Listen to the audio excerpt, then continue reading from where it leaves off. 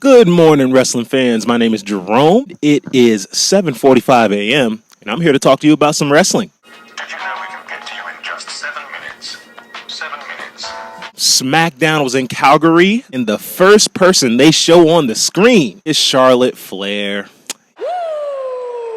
It was Charlotte versus Asuka. And, of course, Charlotte botched the first arm drag she tried. It wouldn't be a Charlotte match without a botch, right? She actually got a few good crossbodies in. The crowd in Calgary really loved Charlotte. And overall, it put an extra pep in her step. So she was actually pretty solid last Friday.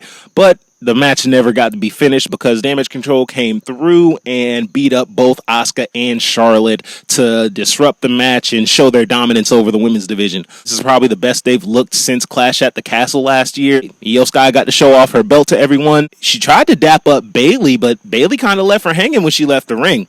Could be something a little interesting. After that first match, we got to see Santos Escobar in a backstage segment when Austin Theory came through and beat him up and destroyed his leg over a crate, putting the U.S. title match in jeopardy for that night. I actually like seeing this aggression from Theory, but my biggest question is, why did LWO just let him walk away? There was literally like 3 of y'all over there. Y'all could have went over there and jumped Theory for beating up your partner. I guess they wanted to make sure Santos was all right, but man, y'all just kind of let him walk scot-free. We go on to the next match of the night. It's Karrion Kross versus AJ Styles. Boy, did I not care. You can try to do all the little segments and video packages you want for Karrion Kross. It's not going to change the fact that the man doesn't have charisma. AJ Styles was the MVP here. The guy did all he could to get over Karrion Kross as a dominant guy, and the crowd was really into AJ Styles. This was the most energy I've seen him have in a good minute. AJ Styles, he ended up getting the dub, and this match was a much better match than it had any right being. Thank you to the Calgary crowd once again for making me care about that mid-match. You think you know me? This is when the show picked up for me. It's never a bad time to see Edge, and I was expecting him to get a lot of cheers, of course, because it is Canada, but that man was baby-facing it all the way up. Dude was shaking hands with kids, kissing babies, the whole 9 yards. I was interested to see what he would actually talk about, but all he really did was set up a match next week with him and Sheamus, I guess. I don't hate Sheamus at all, but he's not really someone that gets me excited. So it is a fresh match. He said that this would be the first time they ever competed against each other. This match does have some sentimental value too, because Sheamus was the guy that helped Edge come out of retirement 3 years ago. Sheamus then came out to the ring to do some lame dad jokes with Edge that lasted a bit too long. He then told Edge that if it wasn't for the support Edge gave him early in Sheamus' career, Sheamus wouldn't even be in WWE right now. It's a good little buddy-buddy promo to set up a face versus face match. I can dig it. Montez Ford, Angelo Dawkins, Big Money Bob over here. Hits keep on coming when we get an appearance from Big Money Bobby in the Street Profits. Bobby Lashley tells the Street Profits that even though they've accomplished a lot in WWE, he can take them to even higher heights than they've ever imagined. After 3 good segments in a row, it is finally time for the United States Championship. Santos Escobar was told that he was cleared to wrestle even though he was still hobbling on that knee.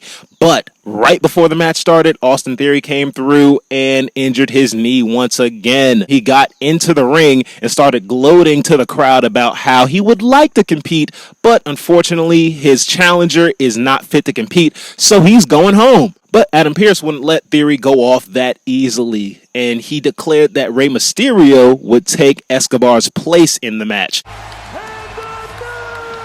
The match overall was just really good. Rey Mysterio, he looked as good as ever. Austin Theory sold great for him, and surprisingly, Rey Mysterio won. Yeah, who would have thought Rey Mysterio was the one to beat Austin Theory and take that U.S. title off of him? I'm not going to be mad when Rey Mysterio wins ever. Even though I like Theory, this was the crowd to do it with. They popped major when they saw Rey Mysterio get the W. Oh, hell, your tribal chief, baby. Roman Reigns came out and he wanted to talk to Jimmy Uso after what he did at SummerSlam. Jimmy came out and the crowd showered him with boos, chanted "You sold out" after what he did to his twin brother. Roman then said that he owed Jimmy one. He offered him a lot of things, positioned in the family, offered him cars, jewelry, and whatnot. And I don't know if offering him cars is a good choice. Jey Uso came out to address Jimmy, and he wanted an explanation from his brother. Jimmy essentially said that absolute power corrupts man absolutely. He did not want his twin brother getting that tribal chief crown because he didn't want him turning into Roman. Jey Uso just wasn't trying to hear it. He ended up turning his back on his brother after Jimmy said, hey, look, if you want to get a free lick, you got it.